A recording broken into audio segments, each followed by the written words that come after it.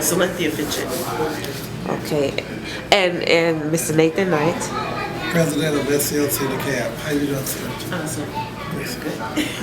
Okay, my first question is, how do you think that the DeKalb SCLC Big Hearts Housing Project will impact your life? Well, first of all, it will impact my life because my sister and I, for the past 2 years, almost 2 years actually, have been camped out here at the old Scott Candler Library. We have been camped out there. We have been without a home during those 2 years. We sit there at the library during the day, and then in the evenings and at night we sleep across the street at the church. So by getting involved with this program is seeking property. The first property is going to be a home for my sister and I. So that helps us tremendously.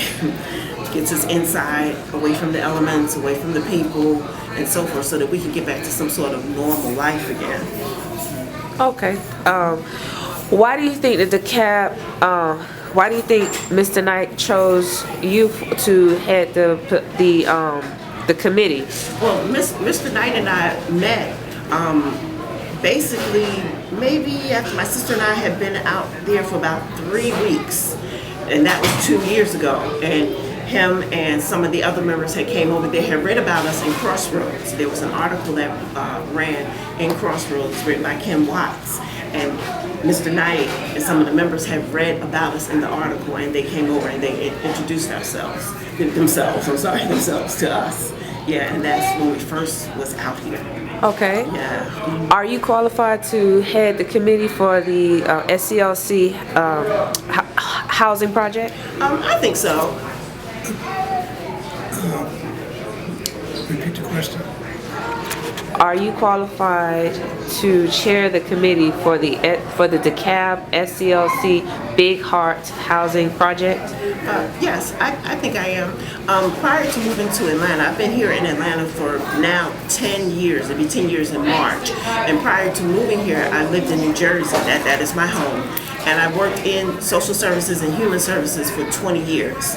In addition to that, once I came to Atlanta, because I couldn't find a job in my field, I was doing volunteer work. I have a certification in rape crisis advocate, and I also have a certification in a crisis pregnancy center because I used to volunteer because I couldn't find a job, so I wanted to keep my skills up.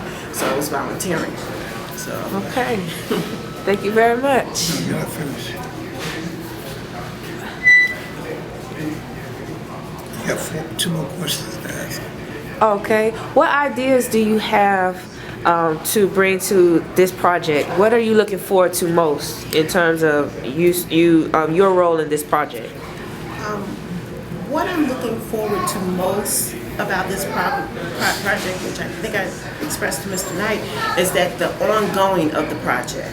The first home is for my sister and I, but it's the ongoing that really caught my attention, because what I have found being out here is that there's a lot of people who fall into the categories like my sister and I. What I have found with trying to find agencies to assist us and give us help is that unless you are alcoholic or a drug user, you can't get any help. So I think with this program, my thought is to take it from another angle to help people who are like us. People who in the past have had a life. We have resumes. My sister too has a resume. I mean, we worked and so forth, and we just fell on hard times. And to me, that is a group that is hidden, that you really don't see, because even before we came out here, we were living in my car for 6 months, and then the car died.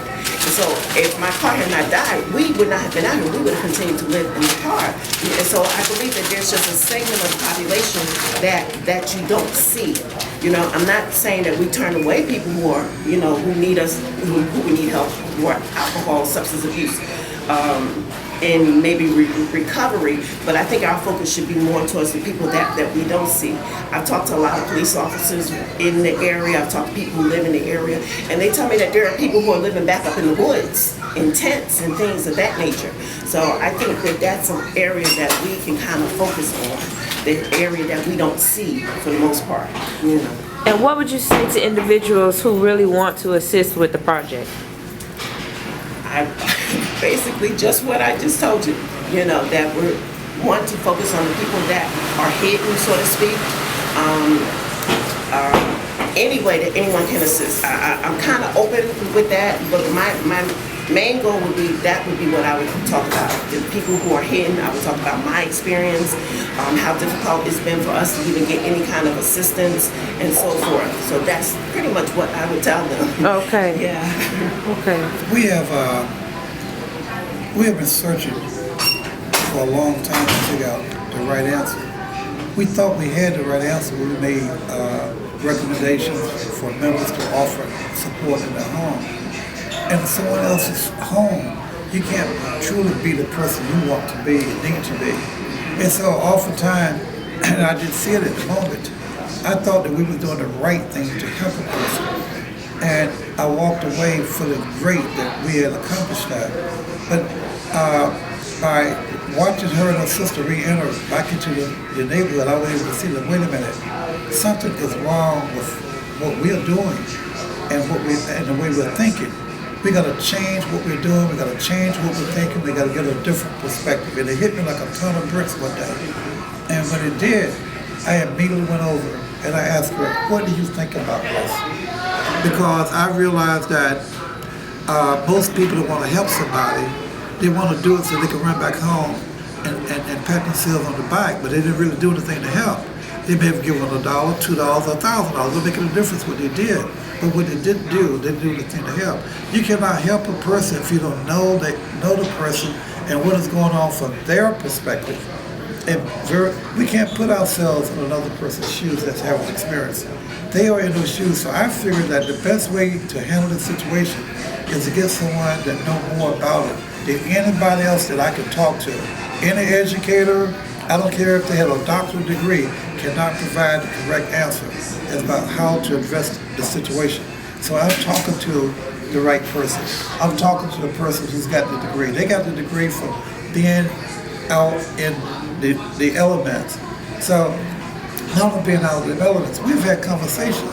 I know her intellectual level, and I know that I know the good that she's done, and what she had. I felt like that if this is something that we can do and move forward with it, I want to do it. So I gave her permission to go into our site, to be able to use it on a daily basis, to reach out to people that will have property, people in the mortgage business, people in the home. They can appeal through the website that you're developing so that we can get people to respond and help us change what is happening. I'm asking you, the people in DeKalb County, the people in Atlanta, to do something with us to help move in the right direction on this issue of homelessness. And you can do it one person at a time. I'm asking you to come and help provide a home for Celentra and your sister, Camille. And if you help us do that, then that's the first step to us doing the same thing 20 more times. Because we need 20 houses for this project, but we need one right now. Mm-hmm. Our director for this project is the young lady that you're looking at. I have all the confidence in the world of her being